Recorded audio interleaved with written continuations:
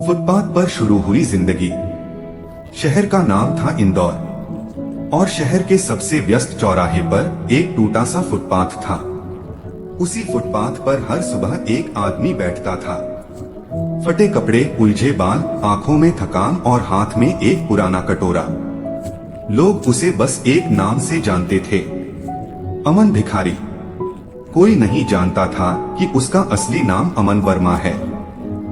कोई नहीं जानता था कि वह कभी स्कूल जाता था, कभी सपने देखता था।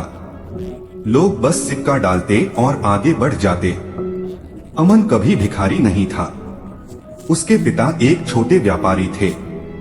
माँ एक सरकारी स्कूल में रसोइया थी। घर साधारण था लेकिन इज्जत थी। सब कुछ तब बदला जब एक रात आग लग गई। दुकान जल गई, घर गिरवी चला गया और पिता उस सदमे को सह नहीं पाए। बीमारी ने उन्हें बिस्तर पर गिरा दिया। अमन उस समय सिर्फ 16 साल का था। पढ़ाई छूट गई, जिम्मेदारी आ गई। इलाज के लिए कर्ज लिया गया, कर्ज बढ़ता गया। एक दिन पिता चल बसे, कुछ महीनों बाद माँ भी। अमन अकेला रह गया। कोई रिश्तेदार आगे नहीं आया। 18 साल की उम्र में अमन सड़क पर था। पहले मजदूरी की, फिर काम मिला नहीं। आखिरकार कटोरा हाथ में आ गया। अमन भीख मांगता था लेकिन उसका तरीका अलग था। वह चिल्लाता नहीं था, रोता नहीं था, बस शांत बैठता था। लोग उसे देखते और कहते, ये भिखारी अलग है। वह हर इंसान को ध्यान से देखता, उनकी बातें सुनता। यहीं से उसके अंदर एक चीज जिंदा रही, सोचने की आदत। एक दिन एक बिजनेसमैन ने 10 रुपए दिए और फोन पर बोला, मेहनत करता तो आज यहाँ न बैठा होता।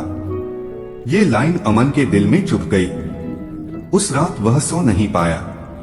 उसने खुद से पूछा, क्या मैं सच में कुछ नहीं कर सकता? यहीं से कहानी बदली। अमन ने पास के कबाड़ से पुरानी किताबें उठानी शुरू की। अखबार पढ़ता, दुकानों के बाहर खड़ा होकर लोगों की बातें सुनता। उसे समझ आया, पैसा मेहनत से नहीं, समस्या हल करने से बनता है। अमन ने देखा, चौराहे पर लोग पार्किंग को लेकर झगड़ते थे। उसने दुकानदार से बात की, अगर मैं पार्किंग संभालूं। दुकानदार हंसा लेकिन मान गया। पहले दिन 80 रुपए, दूसरे दिन 120। भीख छोड़ दी। अब लोग अमन को नाम से बुलाने लगे। उसने कपड़े बदले, कटोरा फेंक दिया। रात में फुटपाथ पर सोता लेकिन सिर ऊंचा था।